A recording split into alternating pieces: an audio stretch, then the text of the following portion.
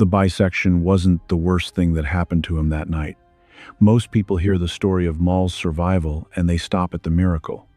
They focus on the impossibility of it, a man cut clean through the waist, falling into a reactor shaft, vanishing, and they treat survival as the interesting part. But survival was not the interesting part. Survival was only the surface. The interesting part was what kept him alive, and what it cost, and what it quietly revealed about the nature of the dark side in a way that Star Wars almost never says aloud. Because what anchored Maul to life in that reactor shaft was not medical, it was not physical, it was not even by any clinical definition rational. What anchored Maul was something the dark side had placed inside him long before that duel. Something that Qui-Gon's death turned into the only remaining axis of his existence. And once you understand what that anchor was, Maul's survival stops being a story about resilience. It becomes a story about what the dark side actually does to a person when it is finished using them. The accepted version of events is clean. Obi-Wan Kenobi bisects Maul with Qui-Gon's lightsaber. Maul falls into the reactor shaft on Naboo. He is presumed dead. The Jedi file their report, mourn their fallen master, and move forward. The Clone Wars begin without him. For 13 years, Maul does not appear. When he finally resurfaces in the Clone Wars animated series, the explanation offered is compact. He survived on pure hatred. He crawled through garbage heaps on the industrial moon of Lotho Minor. He built himself a crude spider-like apparatus from scrap metal because his mind had fractured and he no longer understood what he was. He ate vermin to survive. He endured. That is the version most people carry. And everything in it is technically accurate. But technically accurate is not the same as complete. And what is missing from that summary is not a detail. What is missing is the mechanism, the specific, terrifying force that kept biological functions running in a body that should have died within minutes of being cut in half. The accepted version treats pure hatred as a metaphor, a colorful way of saying he was determined, stubborn, strong-willed in some vague, admirable survivor's sense. But the expanded universe, the canon episodes, the dialogue between Maul and Savage Opress, and most critically the testimony of Darth Sidious himself, all suggest something far more literal was at work. Pure hatred was not a metaphor. It was a description of a force technique. And it was a technique that Maul had not chosen on his own.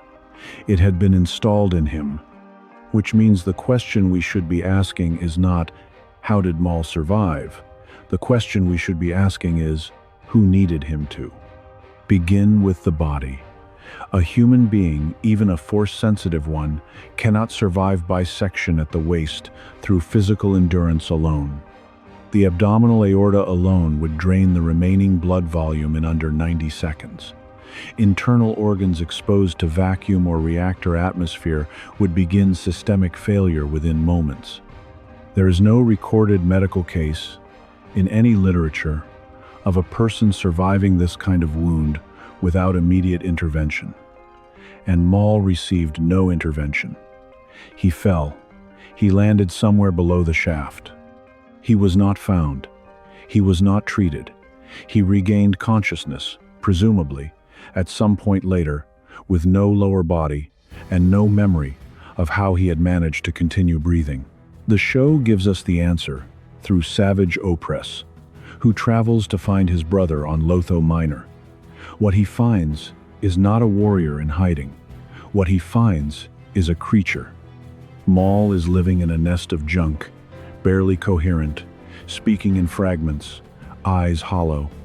He has built himself a multi-limbed lower apparatus from garbage because his mind could no longer remember that he was supposed to have legs.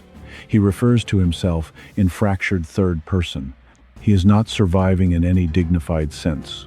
He is persisting in the way a fire persists, not because it has a goal, but because there is still fuel. And here is the first crack in the accepted story. This is not what hatred looks like. Hatred is a directed emotion. It requires an object. It requires a subject to hold it. If Maul had survived on the focused, burning hatred of Obi-Wan Kenobi, the clean, purposeful kind of hatred the accepted story implies, he would not have lost his mind. He would have kept it sharpened on that single target the way a prisoner scratches tally marks into a wall. Directed hatred organizes the self. It gives the surviving person a reason to stay coherent. That is how survivors of extreme trauma often describe it. The hatred of a specific person, the desire for a specific outcome, becomes the narrative structure that keeps the psyche intact. Maul did not have a narrative structure. Maul had nothing. He was incoherent. He had forgotten who he was, where he came from, what had happened to him. His mind had hollowed out, which means that whatever kept his body running was not operating through his conscious mind at all. It was operating beneath it, through the Force. And not through any Force technique Maul himself would have chosen to deploy. This is where the timing becomes disturbing. When Savage brings Maul home to Mother Talzin, she performs a ritual restoration. She regrows his lower body, an act that itself requires extraordinary dark side power, and she reintegrates his fractured mind. And when Maul awakens, truly awakens, he is immediately lucid. He does not recover gradually. He does not require weeks of psychological reorientation. He wakes up and he is Maul again, specific, focused, burning with purpose. The transition from shattered ruin to functioning predator is almost instantaneous once the external intervention arrives, which implies that whatever had fractured his mind was not permanent neurological damage. It was a suppression, a kind of stasis imposed on his cognition to reduce its resource demands. Something had throttled his consciousness down to its minimum operating level to preserve the body's core systems.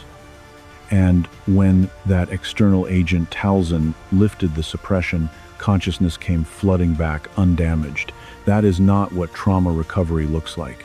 That is what hibernation looks like. And hibernation requires a custodian. Now consider the timeline. Qui-Gon Jinn dies. Obi-Wan, in grief and fury, bisects Maul. Maul falls. And in that same moment, or very close to it, Darth Sidious is standing on the surface of Naboo, watching the Trade Federation's defeat, making calculations. The Battle of Naboo is ending. The apprentice he spent a decade training, the weapon he spent years sharpening, has just been lost. What does a Sith Lord do with that information? The accepted story assumes the answer is nothing. Sidious mourns privately, replaces Maul with Tyrannus, and moves on. This is consistent with his characterization as coldly pragmatic assets are replaced when they fail, and Maul failed by allowing himself to be distracted by Qui-Gon, case closed. But that assumption requires us to believe something about Darth Sidious that the rest of his history makes very difficult to believe, that he did not have a contingency. Sidious Palpatine does not lose assets without contingencies. This is a man who spent 30 years constructing a plan with no fewer than a dozen redundant fallback positions. This is a man who engineered a war that would end with the winning side destroying itself. This is a man who, when Order 66 failed to eliminate Yoda, had a second trap waiting in the Senate chamber. The idea that he trained an apprentice for over a decade, invested that apprentice with rare and specific combat techniques, and then simply watched him fall with no preparation for that possibility, no anchor in the Force, no passive preservation technique embedded during training, requires us to believe in a version of Sidious that is fundamentally inconsistent with everything else he ever did. If that inconsistency matters, then we have to ask, what if it wasn't an inconsistency? What if the pure hatred keeping Maul alive was not Maul's own fury, but a preservation technique, subtle, passive, designed to activate at the moment of catastrophic physical trauma that Sidious had woven into his training years earlier, which means Sidious would have known Maul survived. Within the Force, he would have felt the anchor hold. He would have known his former apprentice was alive, broken, and contained on some distant moon.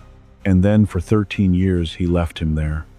The restoration scene in The Clone Wars, Season 4, is one of the most carefully written moments in the entire series. Mother Talzin gives Maul new legs, his mind clears, and then, almost immediately, Maul says something that the episode treats as a throwaway line but that deserves far more attention than it receives. He says he has been waiting, not recovering, not suffering, waiting. It is a single word, and it is almost buried under the more dramatic moment of Maul reasserting his identity. But it should stop every viewer cold.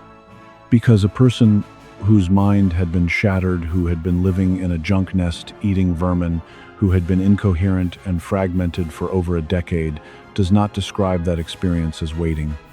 Waiting implies awareness of the passage of time. Waiting implies a belief that something will eventually arrive. Waiting implies, at the deepest level, that the person doing the waiting knew they would be found. There are two possible explanations for this. The first is that Maul's subconscious, suppressed but not destroyed, had retained some dim faith that the Force would restore him. That his training, his connection to the dark side, had impressed upon him a certainty of survival so deep that even a fractured mind could hold it. The second explanation is that someone had told him, before the fracture, that he would be found. That the waiting was not faith, it was a memory. An instruction, buried so deep in his psyche that it survived the shattering of everything else. Both explanations are unsettling. But the second one is terrifying, because the most likely explanation for who would bury that instruction is Darth Sidious. Now we have to look at what Sidious does when he learns Maul has been restored. He does not celebrate. He does not welcome his former apprentice back. He travels personally to Maul's location, accompanied by Savage Opress, and he attacks them both. He brutally defeats Maul. He uses Force lightning on him until Maul is screaming on the floor. And then here is the part the accepted story rarely examines. He stops. He keeps Maul alive. He declares that Maul has earned continued existence. He says, with characteristic precision, that Maul is still useful. Think about what that sentence does. Sidious has just demonstrated that Maul is completely at his mercy. He could have killed him. He chose not to. He chose to leave Maul with the knowledge that his survival is entirely conditional, that it depends on Sidious's assessment of his utility, and then he departs. He leaves a former apprentice alive, humiliated, aware of his own precariousness, and burning with directed purpose. What Sidious has done in that confrontation is not punishment. It is calibration. He has taken a wild, unsupervised weapon, Maul, who had spent his restored months building his own criminal empire with the intent of drawing Obi-Wan Kenobi out, and he has recalibrated it. He has reminded Maul of the hierarchy. He has demonstrated, viscerally, that Maul is not an independent agent. He is still an instrument. And then he has aimed that instrument in a direction that serves the plan. This implies something about the 13 years that preceded the restoration. If Sidious knew Maul was alive, and the passive preservation technique theory suggests he did, then those 13 years of abandonment were not neglect. They were storage. Maul was kept on the shelf. The preservation technique maintained biological function at minimum cost. The fractured mind reduced psychological resource demand. The isolation of Lotho Minor ensured Maul would not be discovered by anyone who might restore him on their own timeline outside Sidious's control. And when Savage found him, Savage, who had been guided to Maul by Mother Talzin, who had her own history with Sidious and her own agenda, The timing intersected with a moment in the Clone Wars when Maul's particular set of capabilities had become useful again. The question that presses forward from this is harder to close off than it first appears. If Sidious had the ability to preserve Maul passively through the Force, and the evidence strongly implies he did, what does that tell us about the preservation? About what the dark side, in Sidious's hands, had become. About what it means to be an apprentice to a Sith who possesses that level of power. It means that the apprentice's survival is not their own. It means the dark side, channeled through a master of Sidious's ability, can extend its reach into a person so deeply that their biological continuation becomes a decision someone else makes. Maul did not survive because he chose to. Maul survived because Sidious had not yet chosen otherwise. And this is where the story stops being about Maul entirely. Because if the preservation technique is real, if it was woven into Maul during training, not by accident but by deliberate design, then it is not unique to Maul. Darth Tyrannus was trained after Maul's fall. Anakin Skywalker, while never formally an apprentice of Sidious in the Jedi's understanding, was manipulated, guided, and gradually corrupted over years with extraordinary precision. The dark side's reach into Anakin was total, intimate, and installed so subtly that Anakin never understood what was happening until it was over. The implication, and it is one the films never quite articulate, is that the apprentice relationship in the Sith tradition is not a partnership. It is not even a mentorship in any recognizable sense. It is an installation. The master does not teach the apprentice the dark side. The master uses the dark side to alter the apprentice, to rewire them at a level that the apprentice cannot access or even detect. To create, in the apprentice's nervous system and force connection, a set of conditions that serve the master's agenda. Conditions that will hold even after the master is physically absent. Even after the apprentice has been shattered, the dark side does not empower the apprentice. It owns them. Understand what Maul lost during those 13 years. He did not simply lose time. He lost the period of his life that would have defined him as an individual. He was taken from Dathomir as a child, before identity fully forms. He was trained as a weapon, not as a person. His personality, his preferences, his desires, all of it was shaped and compressed into the service of Sith purpose. And the first moment he had any real autonomous existence, the years after his fall, before his restoration, those years were spent incoherent in a junk heap. He arrived at genuine selfhood already damaged, already old, already scarred in ways he could never fully trace back to their origin. When Maul eventually builds something he can call his own, the Shadow Collective, a genuine network of power constructed through his own strategy rather than Sidious's orders, it is dismantled. Not by enemies he can fight directly, by Sidious himself, who arrives and destroys it specifically to demonstrate that Maul is not permitted autonomous power. The confrontation is framed as punishment for Maul's recklessness. But recklessness is a charge that Sidious applies selectively. Maul was not punished for being reckless. He was punished for being independent. For constructing something that served Maul's goals, not the plans. The subtler consequence, though, runs through everything that follows in Maul's life. He cannot stop. He cannot rest. He cannot arrive at any moment of peace or completion, because the dark side connection that kept him alive in that reactor shaft, the anchor that held him when everything else dissolved, is still present. It is still the deepest thing in him. And that anchor is not connected to anything he values. It is connected to the raw, objectless, self-consuming hatred that Sidious cultivated in him from childhood. Which means that every time Maul tries to build something, a reason to continue, a relationship that matters, a purpose that is genuinely his, it is resting on a foundation that was never designed to support weight.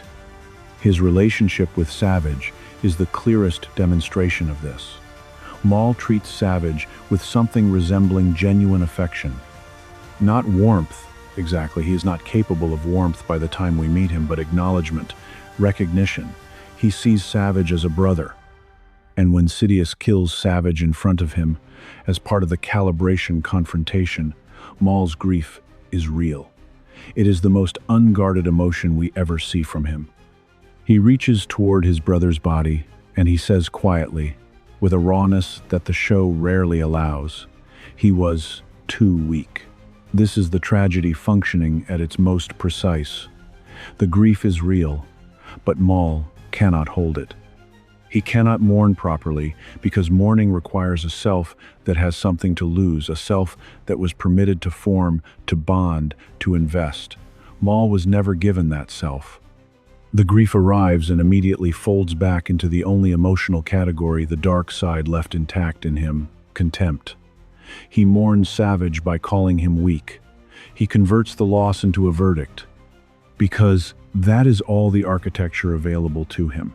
And this is where the title stops being about Maul's body and begins being about something the saga almost never names directly.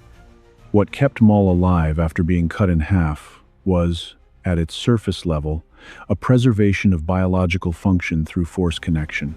But at its deeper level, the level that explains the 13 years, the fractured mind, the calibration visit, the inability to ever truly escape, what kept Maul alive was the Sith's investment in him as an object.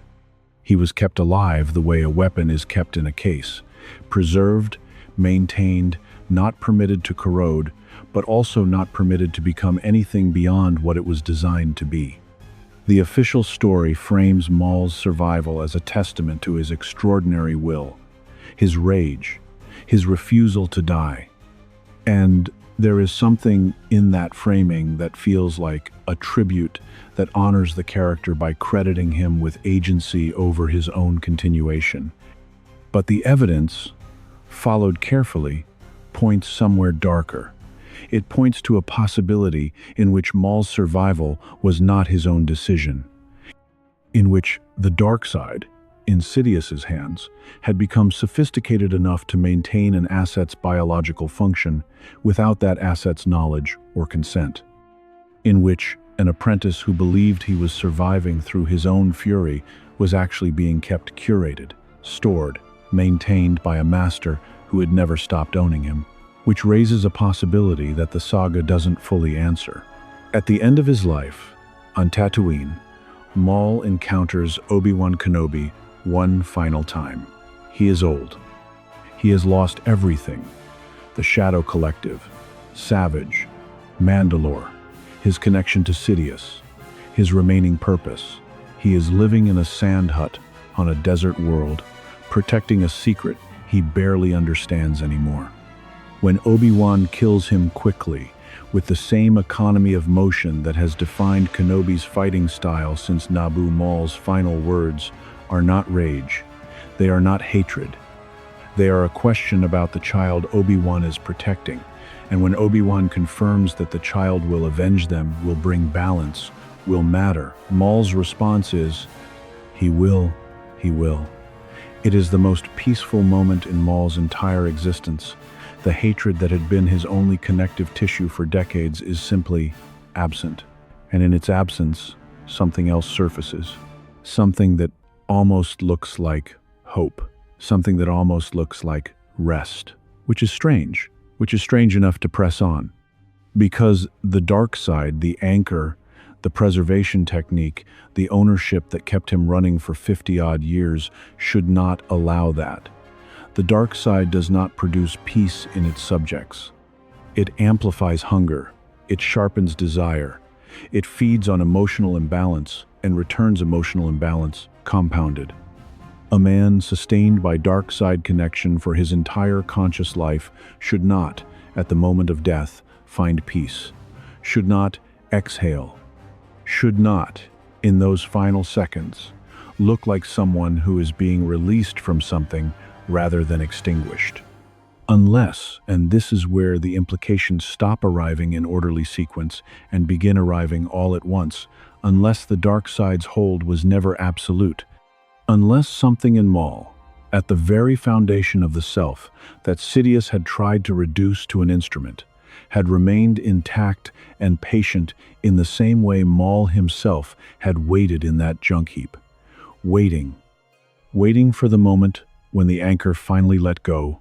If that's what the final scene on Tatooine represents, not death, but release, then the preservation technique didn't just keep Maul's body running after Naboo, it kept something else running too.